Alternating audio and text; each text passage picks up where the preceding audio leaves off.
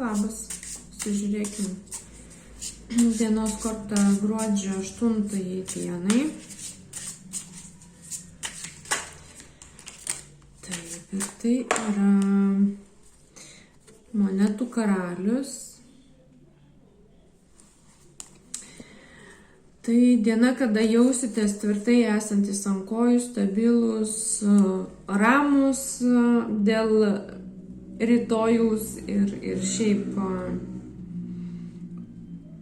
diena tokia trykštanti pasitikėjimu savim. Būsite įsižeminę, tvarkysite savo reikalus, kurie yra būtini. Ir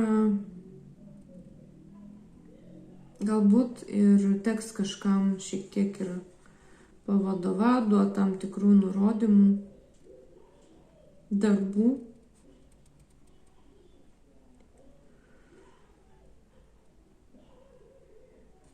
Tai gražaus sekmadienio ir iki.